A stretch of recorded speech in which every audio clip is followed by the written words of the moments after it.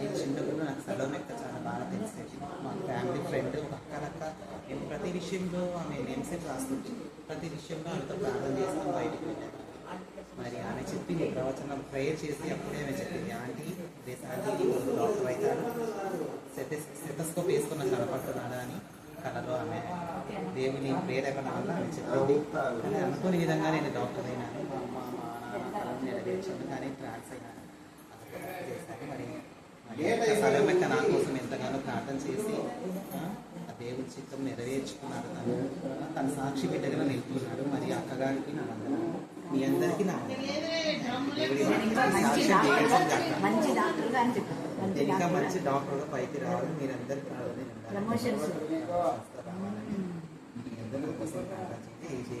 ఎన్నో ఆత్మ కోసం నేను ప్రయాసపడుతున్నాను. అలాంటి వాళ్ళు ఎంతమందిని మార్చి రాజ్యం తీసుకెళ్ళాలని నాకు చిన్న కోరికలు దేవుడు సఫలపరచలేక దేవుడి వాక్యం అలా యొక్క సాక్ష్యం జీవించింది.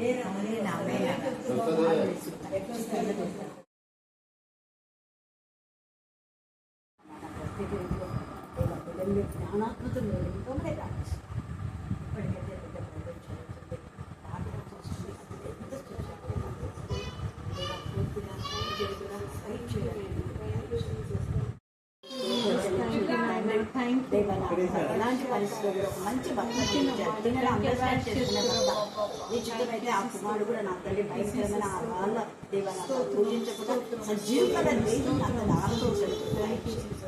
వాళ్ళ అర్థమ వాటిలో మీరు మాట్లాడారు, కనికరించండి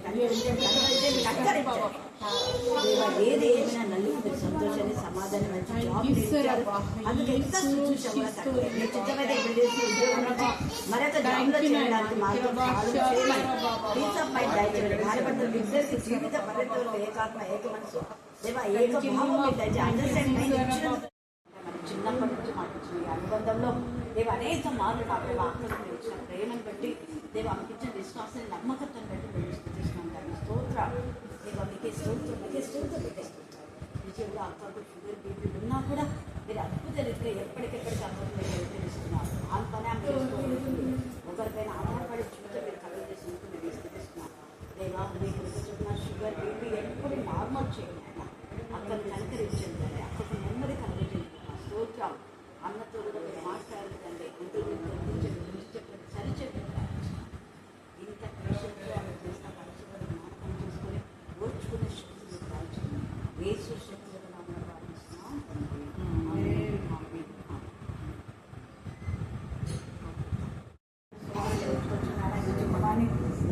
వయసు దేవుడి మనుషులు సాధారణ కీర్తనలు కూడా ఏదైనా బంధించబడాలి. అది కూడా ఎదుగుతున్న కొలది నీ బిడ్డగా నీ సాధనంగా దేవ నా సభ మరి తండ్రికి ఎలాగ ఆధ్యాత్మికంగా పెంచాలో అలాగనే ఈ కుమార్ని పెంచాలని ఆ కుమార్ని సేవలో వాడుకుంటాను విని నేను ఎంతో చూశాను.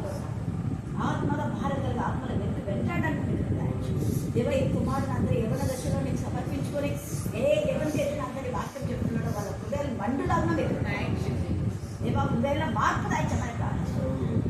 మీరు తండ్రిగా ఆదరణకర్తగా ఆశ్చర్యంగా ఒక మంచి స్నేహితుకోండి రైట్ వేలో గైడ్ చేయండి. ఏ స్నానంలో ప్రార్థిస్తున్నాం తండ్రి. అంటే బిడ్డలు కనుకరించండి. బ్రాహ్మణ అయినప్పటికీ బిడ్డలు తెచ్చిన విశ్వాసం నమ్మకత్వం బట్టి నేను సూచిస్తున్నాను. ఎవరైనా చేసిన ప్రార్థించమని ప్రార్థిస్తున్నాను. ఆమె నమ్మి అడుగుతున్నట్టు ఈ నామంలో ఆమె భర్తను మా తల్లి దేవ పిల్లలు మీరు ఆశీర్వదించండి. మీ నామంలో ఆశీర్వదించబడినాము అని అక్కడ సాక్షి ఉంటానని మీరు ట్రై చేయండి. రేపు ఆమె పూజించిన వాళ్ళ ఆళ్ళు ప్రభావ వాటికి చెవులుండి వినవు కన్నులు చూడాలి. కానీ మీరు చూసే దేవుడు అని వినే దేవుడు అని ఆమె నమ్ముతుంది ప్రభావ. మీ నామం బట్టి నా తన పూర్తి అమ్మాయి దయచేయండి, పూర్ణ ఆరోగ్యం దయచేయండి, రాత్రులను కూడా మంచి నిద్ర దయచేయండి, కలవరం అలజడి వేసి నమ్మ లయపరచండి, కనికరించండి, దయచేయండి నేను కష్టాలు గొడ్డలైన జీవితం దయచేయండి. ఏ స్నామన ప్రార్థిస్తున్నాం తండ్రి.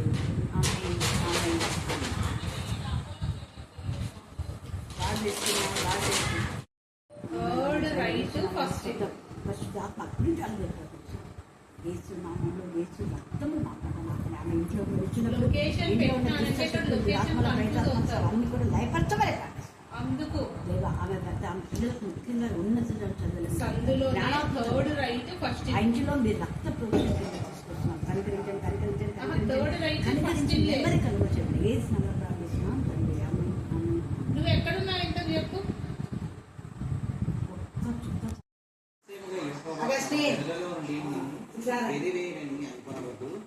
భగవంతుడు నేను ఇంటిని చెప్పని అనుకోలేదు, నేను నియమించిన విశ్రాంతి దినం కంటూ ఆచరించు నాకు ఇష్టమైన వాటిని కోరుకుంటూ నా నిబంధన చేసుకుంటున్న ప్రజలను చూసి ఏదో ఇలాగా జరుగుతున్నాను. నా ఇంట నా వ్యాపారంలో ఒక భాగం పాటించడం కొడుకులు పూర్తిగా ఎనిథింగ్ సుఖంటే శ్రేష్టమైన పేరు వారికి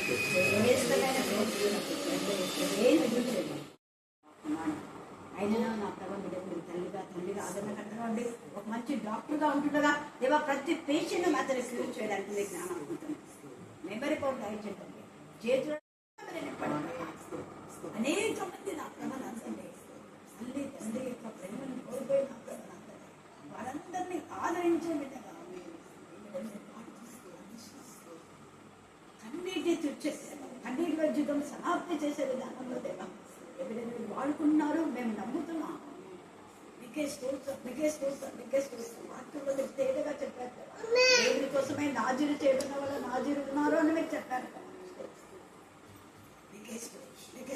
మీ సాక్షి ఆసానంగా యేసు శక్తిలో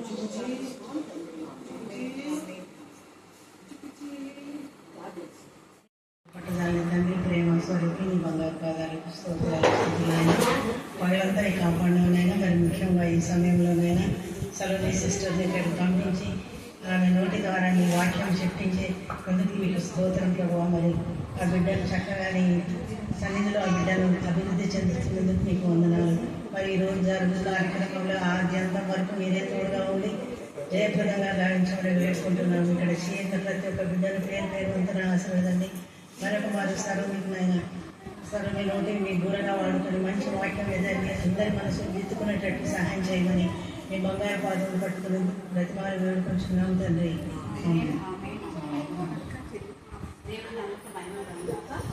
ఈ సమయంలో వాక్యం చదివారు.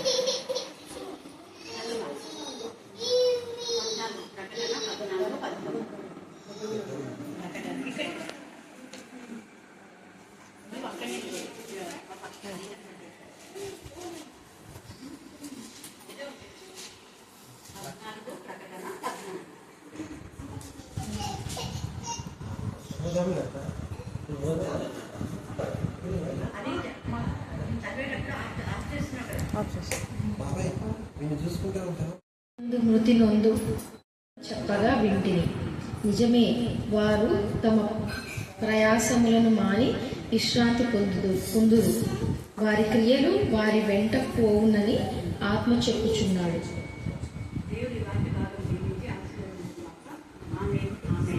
ప్రార్థన చేసుకుందాం. ప్రేమ నమ్మకం గల ప్రియ పరలోక తండ్రి, మీ కృపా ప్రేమ మహదేశం బట్టి మన ప్రశస్తమైన మీ సన్నిధానములకు మరింపబడిన బలపడిన రక్తానికి ఎంత సూచించడం కూడా తక్కువే. చదువున్న లేఖన భాగంలో ఆశీర్వదించి విరిచి మందరి జీవితాలు మీరు పరిపరిచయమని ప్రార్థిస్తున్నాం. దేవా, మృతి నందిన ప్రతి ఒక్క మృతుడు నా ప్రభావ వారి క్రియలు మాత్రమే మా వెంట వస్తాయని మీరు సెలవిచ్చారు. ఈ సమయం మీద వాక్యం వింటున్న మేము మా క్రియలు మీకు ఇష్టంగా ఉన్న మీ కృపాసం దయచేయండి. మాతో పాటు తండ్రి ఎవ్వరు మా తల్లి రారు ప్రభా. మా రక్త సంబంధులు కూడా రక్షణ ఉంటేనే వారు మాతో పాటు వస్తారు. రక్షణ లేని వారు ఎవరు మాతో కూడా రారు ప్రభా. అందుని బట్టి నా తండ్రి ఈ రాత్రి కాల సమయంలో వాక్యం విన్న ప్రతి బిడ్డ దేవా మీ రాజ్య వారసులు అయ్యేలా మీకు ఇష్టమైన పనులు చేసి నిన్ను ఘనపరిచి నిన్ను మహిమపరచడానికి మీ కృపాసం దయచేయమని ప్రార్థిస్తున్నాం.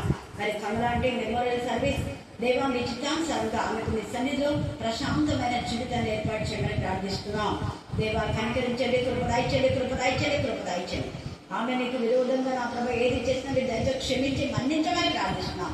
దేవా మా పితరులు మేము మా తల్లి మీకు విరోధంగా చేసిన వాటిని క్షమించమన్నారు.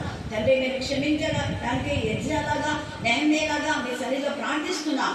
కనికరించండి ప్రభా, కనికరించి ఆంటీని మాత్రమే మీలో ప్రశాంతమైన జీవితం కలుగచేయండి. ఆంటీని మాత్రమే కాదు, ఈ కుటుంబం నుంచి నా ప్రభా దొరైరాజు అంకుల్ కానివ్వండి, బాబాయ్ వాళ్ళ డాడీ నా ప్రభా వారందరూ కూడా మీ రాజ్యంలో దేవా సంతోషాన్ని సమాధానం చేసి దేవా నా ప్రభా మీ సన్నిధిలో సంతోషాన్ని సమాధానాన్ని పొందుకున్నారున్నా మీకు ప్రోత్సాహం దయచేయమని వాక్యంలో వాక్శుక్తం మీరు మార్చండి. వాక్యం బయట వెళ్తున్నప్పుడే ఆత్మీయ మానసిక శారీరక రుగ్మత నుంచి విడిపించమని ప్రార్థిస్తున్నాం. వాక్యం ద్వారా స్వస్థపరిచే దేవుడు, వాక్యం ద్వారా ధైర్యపరిచే దేవుడు, వాక్యం ద్వారా బలపరిచే దేవుడు, వాక్యం ద్వారా పడిపోయిన వాళ్ళు లేవలేదే దేవుడు ప్రవేశిస్తాం.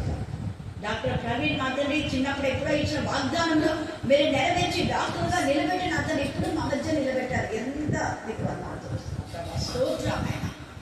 మీకే స్తోత్రం, మీకే స్తోత్రం, మీకే స్తోత్రం. దేవా, ఆ కుమారుడికి మీరు జ్ఞానాత్మక మీరు ఎక్కడ ప్రతి ఒక్కరు మీరు ధైర్యపరుచుకుని మరొకసారి తండ్రి దేవా ఆహ్వానించడం క్యాథరిన్ అక్కని బట్టి, అంకుల్ బట్టి, నా ప్రభా, నా తన నల్లుని బట్టి, వచ్చిన బదులు అతని దగ్గర ఉందని బట్టి నా ప్రభా నేను సిద్ధిస్తూ నా దేశంలో ప్రార్థిస్తున్నాం తండ్రి. ఆమేన్, ఆమేన్, ఆమేన్. దేవుడి నామమునకు మహిమ కలుగుగాక. చదువున్న లేఖన కాలంలో మనం చూస్తే చాలా మంది మరణించారు అంటేనే మెమోరియల్ సర్వీస్ అంటేనే తెస్సలోనికే 4వ అధ్యాయం తీసి చెప్తా ఉంటారు. అంటే నిరీక్షణ లేని జనులాగా మనం ఉండొద్దు. మనకు ఒక నిరీక్షణ ఉంది. మనం కూడా చనిపోయి పరలోకకు కొనుక్కోబడతాం. అక్కడ మన ప్రియులైన వారిని మనం తీసుకొని వెళ్తాం, వారితో పాటు కలిసి ఉంటాము అంటుంటారు. అది ఒకటి. తర్వాత అది క్రైస్తవులు అందరు కూడా విశ్వసిస్తారు, నమ్ముతారు. బట్ క్రైస్తవులు అనే మాటలో చాలా మంది క్రైస్తవులు అయ్యిండు కూడా క్రైస్తవేతరులుగా ఉన్నారు. అంటే ఇప్పుడు లోకానుసారమైన విధానంలో ఉన్నటువంటి వాళ్ళు ఈ మాట చెప్తే కొందరు నమ్మరు. ఎందుకు నమ్మరు అంటే చనిపోయిన వాళ్ళు దయ్యాలైనారు, భూతాలైనారు, మాకు కనపడుతున్నారు, భయపడుతున్నారు ఇట్లా అంటున్నారు. కానీ అలాగా ఆధారాలే లేవు. ఒక వ్యక్తి చనిపోయిన అంటే మళ్ళా చనిపోయిన వ్యక్తి ఎవరిని వచ్చి టెంప్ట్ చేయడం కానీ మరొక ఆత్మలోకి పోవడం కానీ అవకాశమే లేదు. ఎందుకంటే నరుని ఆత్మ యెహోవా పెట్టిన దీపం అని రాయబడింది. నరుని పెట్టే యెహోవా దీపం కాబట్టి యెహోవా దగ్గరికి వాళ్ళు వెళ్ళిపోతారు. వాళ్ళు ఒకవేళ దేవునికి విరోధంగా ఏదైతే చేస్తే అది అపవాది అధీనంలో వాళ్ళు ఉంటారే కానీ మరొక అధీనంలో ఉండాలి. దట్ మీన్స్ ఏంటంటే ఈ అపవాది చనిపోయిన వారి యొక్క మరి ఆ కాళ్ళకు జ్ఞాపకాలు చేసుకొని భయపడుతుంటారు కదా, వాళ్ళ భయాన్ని బట్టి లూసిఫర్ యొక్క ఏ ప్రధాన పడిపోయిన దేవదూతలే వాళ్ళలోని కలుగ చేస్తారే కానీ ఆ చనిపోయిన వ్యక్తి మరొక వ్యక్తిలో ప్రవేశించే అవకాశం లేదు. కారణం మనకు వాక్యమే రుజువుపరుస్తూ ఉంది. ప్రకటన 20వ అధ్యాయం మీరు తర్వాత చాలా మంది నేను హైందవులతో చెప్పినప్పుడు వాళ్ళు చాలా సంతోషపడినారు. ఎందుకంటే చాలా మంది హైందవులు మా దగ్గర వస్తారు, బ్రాహ్మణ్స్, లేడీస్, ముస్లిమ్స్ కూడా ఇంక్లూడింగ్. ఇక్కడ అంటే ఏ మత గ్రంథాల్లో ఇది రాయబడలే, ఇది పరిశుద్ధమైన గ్రంథం ఇందులో రాయబడింది. చూడండి 11వ వచనం చదవండి. 20వ అధ్యాయం 11 చదువు రవి. 11 మరియు ధవలమైన మహాసింహాసనమును దాని యందు ఆసీనుడైన ఒకరిని చూచింది. భూమి ఆకాశంలో ఆయన సముఖం నుండి పారిపోయిన వాటికి నిలువ కనపడకపోయాను. గొప్పవారేమి కొద్దివారేమి ఇది అండర్లైన్ చేసుకోవాలి. వృద్ధులైన వారందరూ ఆ సింహాసనం ఎదుట చూచిది. అప్పుడు గ్రంథములు విప్పబడేను మరియు జీవ గ్రంథమును వేరొక గ్రంథమును విప్పబడేను. ఆ గ్రంథముల యందు రాయబడి ఉన్న వాటిని బట్టి తమ క్రియల చొప్పున మృతులు తీర్పు పొందిరి. సముద్రము తనలో ఉన్న మృతులను ఆపేయండి. ఇది చాలా ఇంపార్టెంట్. ఇది మీరు చదివి ధ్యానించండి. సముద్రము తనలో ఉన్న మృతులను అప్పగించారంటే నీటి ద్వారా ఎవరైతే చచ్చిపోతారో వాళ్ళు ఆత్మహత్య చేసుకున్నా, ఎవరైనా చూసేసినా, పడవలో చనిపోయినా, లేదా బస్సు ప్రయాణంలో నదుల్లో పడి చనిపోయిన, ఏదైనా నీటిలో చనిపోయిన వారందరి ఆత్మలు నీటిలోనే ఉంటాయి. ఇది గమనించాలి. మరి ఎక్కడికి పోవడానికి లేదు. ఇక్కడ వాక్యం మనకు పూర్తి చేయబడుతుంది. సముద్రం తనలో ఉన్న మృతులను అప్పుడు అప్పగిస్తారు. దేవుడు చెప్పినప్పుడు మాత్రమే అప్పగించే వరకు అవి అక్కడనే ఉంటాయి, ఎక్కడికో. మళ్ళీ తర్వాత ఇంకోటి ఏమంటుంది, మృతులను అప్పగించారు. మరణమును ఇక్కడ మరణం అంటాడు. మరణం అంటే యాదృచ్ఛికంగా చనిపోయినటువంటి వాడు. దేవుడి నిర్ణయం ప్రకారము వాళ్ళు ఆత్మహత్య చేసుకోకుండా, ఎవరితో చంపబడకుండా చనిపోయినటువంటి వాళ్ళు అన్నమాట మరణమును. తర్వాత పాదాల లోకమును వాటి వశంలో ఉన్న మృతులను అప్పగించారు. ఇది మనం మెయిన్ గా ఆలోచించాలి. పాదాల లోకంలో ఎవరుంటారంటే ఆత్మహత్య చేసుకున్న వాళ్ళు. ఎవరైతే తమకు తాముగా కాకుండా దేవునికి విరోధంగా తమ ఆత్మలను అంటే హత్య చేసుకుంటుంటారు, అలాంటి వాళ్ళే పాతాళంలోకి ఏకంగా వెళ్ళిపోతారు వాళ్ళు. కాబట్టి అలాంటి వాళ్ళు ఇక్కడ ఉంటారు, వాళ్ళ వశంలో ఉంటారు. మృతులను అప్పగించారు. వాళ్ళలో ప్రతి వాడు తన క్రియల చొప్పున తీర్పు పొందాను. మరణంలో మృతుల లోకంలో అగ్నిగుండంలో పడవేయబడాను. కాబట్టి రాత్రి కాల సమయంలో మన యొక్క జీవితం దేవునికి మహిమకరంగా ఉండాలి. తర్వాత మన పేర్లు జీవ గ్రంథంలో లేకపోతే కూడా మనం దేవుని రాజ్య వారసులు కావాలి. మనం దేవుని రాజ్య వారసులు కావాలి అంటే దేవుని యందు భయభక్తి కలిగి మన పేరును జీవ గ్రంథంలో వ్రాయబడేలా మనం చూసుకోవాలి. నిత్యంగా మన పేరు జీవ గ్రంథంలో వ్రాయబడ్డాయా లేదా అన్నదానికి మనకు రుజువు ఏంటంటే మంచి పని మనం చేసి, మంచి పని అంటే దేవునికి ఇష్టమైన పని. దేవునికి ఇష్టమైన పని చేసిన వాళ్ళందరూ మన ప్రకటన 14:13 చెప్పినట్టుగా వారి క్రియలు వారి వెంట పోయి మనతో మన రక్త బంధువులు మన ఆస్తి పాస్తులు ఏమి రావు. కానీ మనతో ఆత్మీయంగా ఉన్న వాళ్ళు మాత్రమే ఇస్తారు. రక్త మాంసములు దేవుని రాజ్యం స్వతంత్రించుకున్న నేరుగా రాయబడింది. అంటే వాళ్ళు ఇంట్లో ఉన్న వాళ్ళు ఆత్మ సంబంధం అయితే వాళ్ళు నమ్మంతో పాటు. ఇప్పుడు ఉదాహరణ నేను చెప్తున్నా, క్యాథరిన్ అక్క ఆత్మ వాళ్ళు చేసిందనుకో తల్లితో పాటు, అలాగే ప్రవీణ్ ఆత్మీయంగా ఉంటే ఆయనతో పాటు, అలాగే ఇక్కడ వాళ్ళు తల్లి కూతురు ఆత్మీయంగా ఉంటాయి. ఆత్మీయంగా లేకపోతే వెళ్ళాలి. ఇదిగో వేరే ఒక గ్రంథం ఉంది, ఆ గ్రంథంలో కూడా ఉంటాయి. మన క్రియలు దేవునికి ఇష్టంగా ఉన్నాయా లేదని మనం పరిశీలన చేసుకోవాలి. రెండవది, మనకి ఎప్పుడు మరణం వస్తుందో తెలియదు. మరణం ఎప్పుడో తెలియనప్పుడు మనం దేవునికి లోబడి, దేవుని మహిమపరిచి, దేవుని ఘనపరిచి, దేవుని చిత్తానుసారంగా ఉండడమే మంచిది. ఎందుకు అంటే 100 ఏళ్ల కంటే ఎక్కువ మనం బతాం కదా, అక్కడ విపరీతాలు దేవుళ్ళు ఉంటాం, నిత్య జీవి. అందుకు మనం ప్రయాసపడాలి. నా బాధ అంతా అదే. చాలా మంది వాక్యం చదువుతారు, వాక్యం తెలిసిందిగా మళ్ళీ మనం దేవుని నచ్చుకోవడం. ఎంత నచ్చుకుంటాడు నరుని చేసినందుకు ఆయన హృదయం నచ్చుకుందంట. అలా నచ్చుకోకుండా మనం దేవునికి ఇష్టంగా ఉండాలి అంటే దేవునికి ఇష్టమైన పనులు చేద్దాం. ఆయనకి ఇష్టమైన పనులు ఒకటే, ఆత్మతో సత్యంతో ఆయన ఆరాధించాం. మనకి ఎన్ని పనులున్నా వాక్యం చదువుకొని దేవుని నామాన్ని జనపరచడం ఆయనకి ఇష్టం. ఒక తల్లి తన పిల్ల తనకు దూరం ఉంటే ఎంత బాధపడుతుందో మన పరలోక తండ్రి, మన సృష్టికర్త ఆయన. సృష్టికర్తనే దేవుడు కూడా మనం దూరంగా ఉంటే ఎంత బాధపడుతున్నాయి. ఆయన మన సమృద్ధిగా దేవుని చూపించకుండా మనకు అన్ని ఈవులు, ఇప్పుడు మనకు పొందే ఈవులన్నీ దేవుని యొక్క కృప. ఒక్క నిమిషంలో దేవుడు నెక్కర్నిజను తీసేసినాడు. ఎందుకు? దేవుడు గణపరుచుడు. అలా ఉండకూడదు. ఇక్కడ ముఖ్యంగా కమల ఆంటీ యొక్క మరి మెమోరియల్ సర్వీస్ కాబట్టి ఆ ఆంటీ చాలా సార్లు ఆ ప్రార్థన అబ్బాయి ప్రార్థన వాళ్ళ ఇంట్లోనే ప్రేక్షలు జరిగేది. ప్రతి ఫ్రైడే వాళ్ళ ఇంట్లో రాత్రి 12 గంటల వరకు పేషెంట్స్ తీసుకొచ్చేవాళ్ళు. ఎంతమంది చేతిబడులు, దురాత్మలు. మా క్యాథరిన్ అక్కడ బాగా తెలుసు. అంటే ఇంకా ఎంత చేసి ఎక్కువ ఇంకా ఎవరైనా పిలుస్తారమని ఆ వీళ్ళంతా ఆ విద్యానగర్ ఉంది కదా, ఆ విద్యానగర్లో అంతా కూడా తోడు రవ్వంటుంది వీళ్ళ మమ్మీని. అప్పుడు ఉండేది ప్రేయర్ జరిగేటప్పుడు కూడా ఉండేది. అవ్వ కూడా వాళ్ళకి చేయాలి వీళ్ళకి చేయని ఎవరి కోసమో చేయించింది. అది ఎందుకు నేను చెప్తున్న తర్వాత అక్కడ ఈ పాప ఎవరంటే ప్రసన్న సులోచన ఉన్నారు. నేను వాళ్ళని ఏమంటుంది తెలీదు. వాళ్ళిద్దరిని ఆలోచించలేదు. ఎంతమంది వాళ్ళంతా ఇప్పటికీ గుర్తు చేస్తారు. ప్రసన్న ఆ తర్వాత సులోచన దానికి కాంటాక్ట్స్ లో ఉన్నారు. సులోచన చెప్పి వాళ్ళకున్న ఫ్రైడ్ చేసుకుంటున్నారు. ఆ మీదంతా కూడా ఎంత ఆత్మీయంగా ఉండదు. కానీ ఈ మధ్య నేను చూస్తుంది చాలా మంది అదంతా అనుభవించాను. ఎంతగా దేవుని పరిచయం జరుగుతాను నిజంగా. అందుకే నేను ఏం చెప్తున్నా అంటే దేవుడు చేసిన వేళలో దేవుని మనకు అక్కడ ప్రేయర్లు ఆత్మీయంగా ఎదిగిన వాళ్ళంతా నాతో మీరు అక్కడ పని చేశారు కదా, మేము ఇలా ఒక ఆశ్రమాలు కూడా అబ్బా పేరు నేను పడిపోయినా ఒక ఆశ్రమం అయింది అక్కడి నుంచి. తర్వాత ఈ పాప పిల్ల చెన్నైలో ఎంత మహిమకరంగా దేవుడు వాడుతున్నాడు. ఎప్పుడు ఎంత సాక్షి ఆలోచన చెప్పారు, నెరవేరింది అక్కడ. ఆమె ప్రేక్షలు ఓపెన్ చేసింది చెన్నై. ఇప్పుడే రమ్మంటుంది, చాలా చెప్పింది రమ్మాలి, నాకు టైం లేదు అంటే మన క్రియలు మనతో పాటు పెడతాయి. కమలాంటి మరి గుడికి కూడా వచ్చింది 2 months నా దగ్గర జీవరత్నం అంటే కమల అంటే చాలా ప్రేమించేది. అంటే ఆమెకు అదే బంధువులు రక్సంధువులు అనే దానికంటే కూడా తనకు ఎప్పుడైతే బాగా ఇష్టమైతే బాగా పోస్తాక అంటే అంతా ఇక స్కూల్లో ఎన్ని సంవత్సరాలుగా పనిచేస్తుంది నమ్మకంగా. రిటైర్డ్ అయినాక కూడా మళ్ళీ కొన్ని రోజులు స్కూల్లో చేసినాను ఆంటీ. మరి తర్వాత ఆంటీకి పరిచయం చేసినట్టు కుమారుడు ఇప్పుడే పరిచయం చేయించింది క్యాథరిన్ ఆంటీ. నిజంగా ఎంత ఇదిగా అబ్బాయి వాళ్ళు చేసిన పరిచయకు వాళ్ళు దీవించుగాక.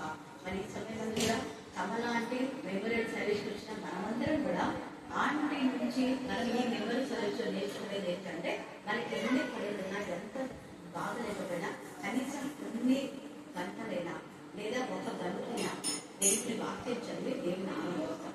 అలా చేయడం ద్వారా మనం ఏదైనా దేవుడికి కోపం తెలిస్తే దేవుడు క్షమిస్తాడు.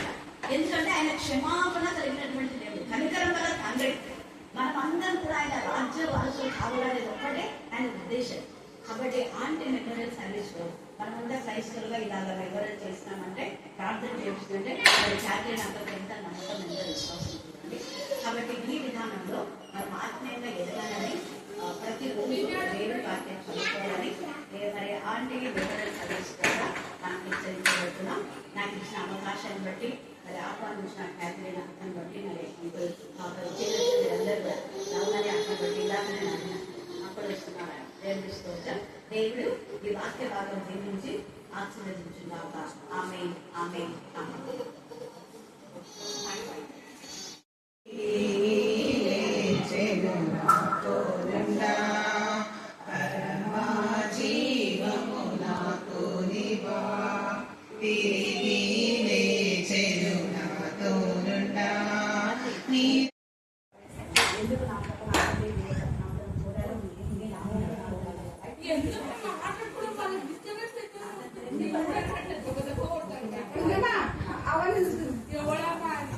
కొన్న చైన్ కరెన్సీ మా చైన్ వస్తుంది